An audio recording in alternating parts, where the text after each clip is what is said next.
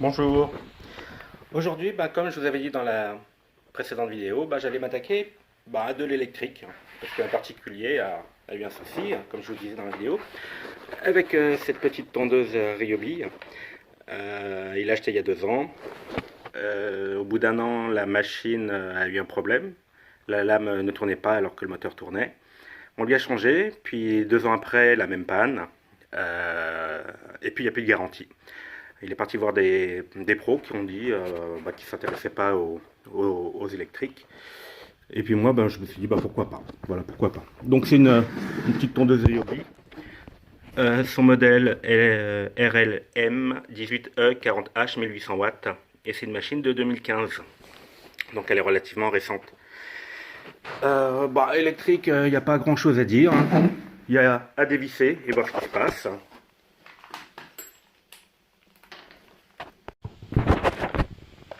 Pour dévisser, on va commencer déjà, on va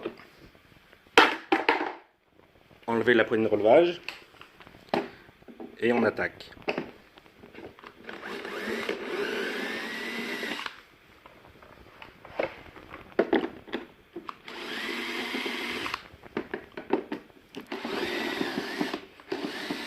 C'est du plastique, il y a plein de vis, mais ça va, elle n'est pas trop dure à défaire.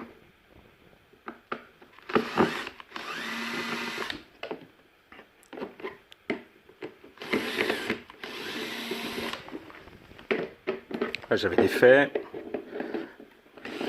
là c'était défait, il y en a 2 cachés là.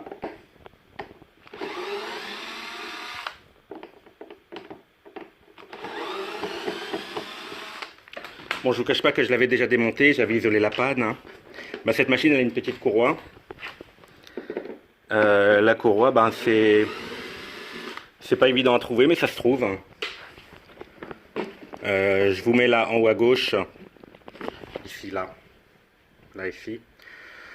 Je vous mets l'endroit où j'ai trouvé cette courroie. Donc j'ai trouvé, non, c'est le proprio qui a trouvé la courroie. Il a eu du mal, mais il l'a trouvé. Ensuite, il y a des vis en dessous, non. Il faut enlever le cache noir qui est là, celui-là. On déclipse là.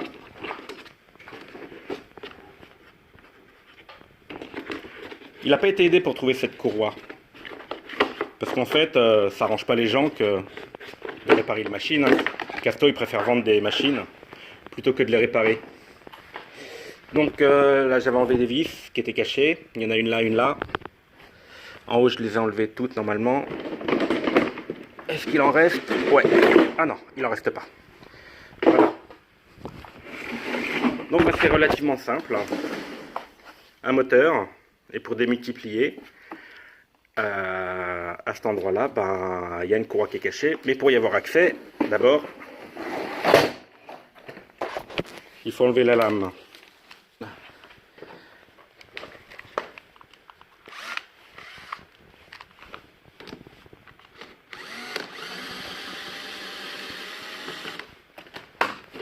Là, on enlève la lame, on enlève le support de lame.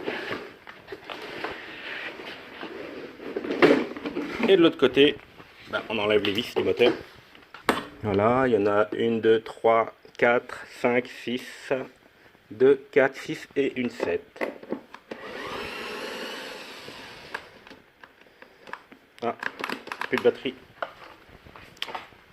C'est sympa cette machine, mais elle ne prévient pas quand il n'y a plus de batterie. Les autres, elles ont moins de pêche, mais celle-là, c'est tout ou rien. Voilà. Donc quand on a enlevé toutes les vis qui maintiennent le moteur et qu'on a défait la lame de l'autre côté, on a accès à ces petits trucs là. On voit que l'ancienne courroie a laissé pas mal de saleté. Le moteur il tourne bien. Voilà, il n'y a que ça à mettre. Donc la référence je vous la remets là, si vous avez cette machine et ce problème. Donc voilà comment ça se présente. La courroie passe sur la grande poulie et ici ce qui est fixé au moteur. Comme elle est bien tendue, il faut dévisser les 4 vis qui sont là pour pouvoir avancer, sinon on ne peut pas la rentrer.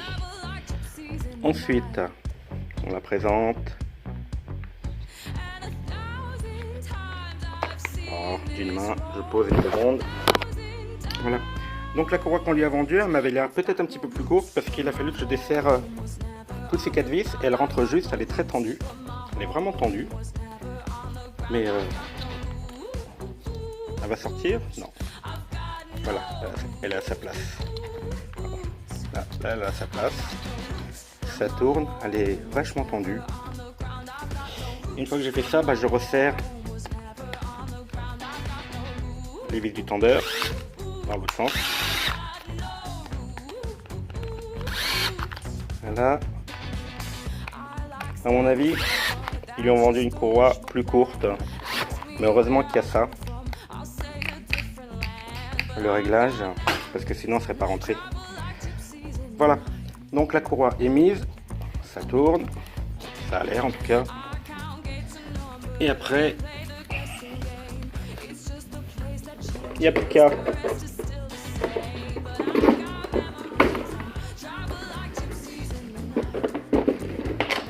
Voilà, c'est bien. Donc j'ai remis le moteur, je vais remettre les vis. Je vais remettre la courroie. Je remets le capot de la même manière que vous avez vu. Hein. Et on se retrouve juste après. J'oublie pas quand même, hein, c'est pas parce que je l'ai ouverte que je vais faire le crado. Je vais quand même lui souffler.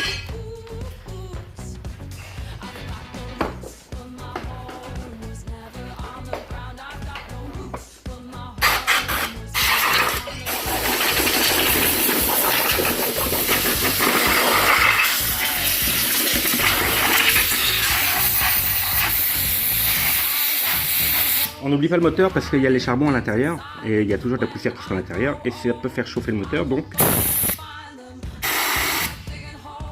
c'est important de souffler. Voilà, vous voyez la poussière qui sort. Ça, c'est pas bon pour le moteur.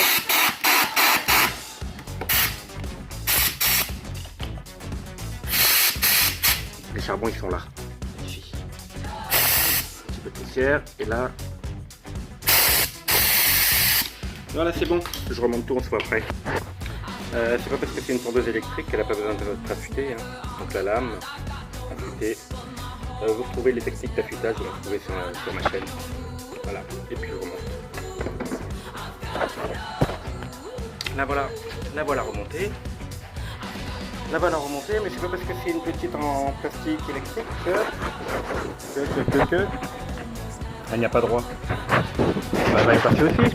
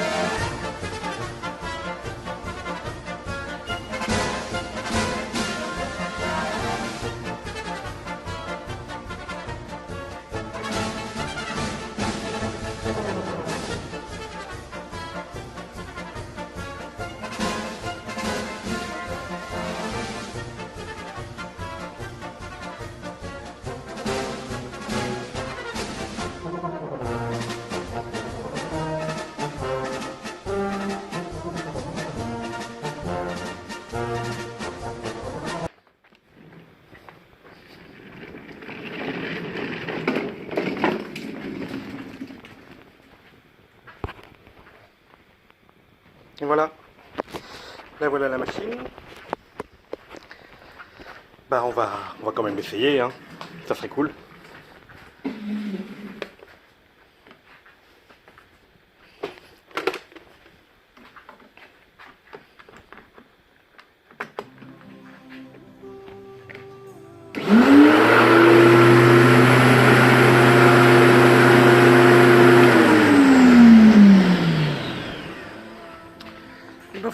Voilà une nouvelle petite machine de fête, une électrique pour changer.